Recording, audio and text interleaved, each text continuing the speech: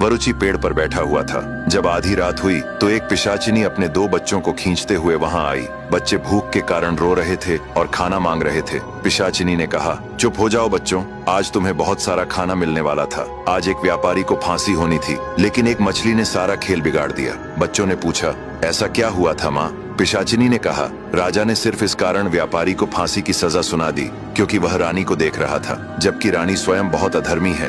उसके आसपास जितनी भी दासियां हैं वे सभी स्त्रियां नहीं बल्कि स्त्री के वेश में पुरुष हैं और सबका रानी से अवैध संबंध है। एक दिन राजा ने रानी को नगर कोतवाल के साथ देख लिया। यह दृश्य देखते ही राजा को ऐसा प्राणघातक आघात लगा कि उसकी छाती फट गई और वह वहीं मर गया। लेकिन उसी दिन 3 युवक राजा से मिलने आए, व्याड़ी, वरुचि और इंद्रदत्त। इंद्रदत्त किसी भी शरीर में प्रवेश करने की विधि जानता था। वह राजा के शरीर में प्रवेश कर गया और राजा पुनः जीवित हो गया। अब वही राजा बनकर बैठा है। वह मछली यह जानती है कि राजा कितना मूर्ख है, कि रानी स्वयं अधर्मी है, अनेक पुरुषों के साथ रहती है और राजा एक निर्दोष व्यापारी को फांसी दे रहा था। यह सब कहते हुए पिशाचिनी हंसने लगी। वरुचि पेड़ पर छिपा हुआ यह सब सुन रहा था। जब पिशाचिनी वहां से चली गई तो वरुचि नीचे उतरा और सीधे राजा के महल पहुंचा। उसने राजा से कहा, महाराज, मछली ने वह देखा है जो आप नहीं देख पाए। बहुत से पुरुष रानियों के बीच स्त्री के रूप में रह रहे हैं। यह सुनकर राजा को अत्यंत अपमान महसूस हुआ और उसने पूरे महल की जांच का आदेश दे दिया।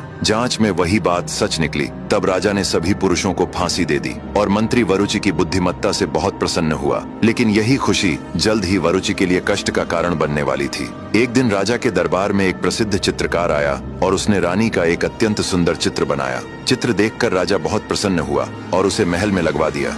जब मंत्री वरुचि की नजर उस चित्र पर पड़ी तो उसे उसमें कुछ कमी दिखाई दी। उसने रंग ब्रश उठाया और रानी की कमर पर, जहाँ करधनी होती है, नाभि के पास एक तिल बना दिया, ठीक वैसा ही जैसा रानी के शरीर पर था। शाम को जब राजा शिकार से लौटा तो उसने चित्र में किया गया बदलाव देखा। रानी की कमर के पास बना तिल देखकर वह चौंक गया। राजा को यह जानकर आश्चर्य हुआ कि ऐसा कौन व्यक्ति हो सकता है जिसे रानी के गुप्त अंगों का ज्ञान है।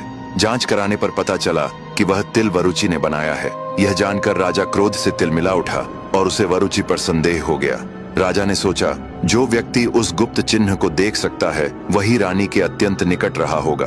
अवश्य ही वरुचि ने मेरी रानी को भ्रष्ट किया है। तभी वह स्त्री के वेश में छिपे पुरुषों के बारे में भी जानता था। इससे राजा अत्यंत क्रोधित हुआ और उसने वरुचि को पकड़ने के लिए सैनिकों को भेज दिया। अब आगे की कहानी जानने के लिए देखिए अगला भाग।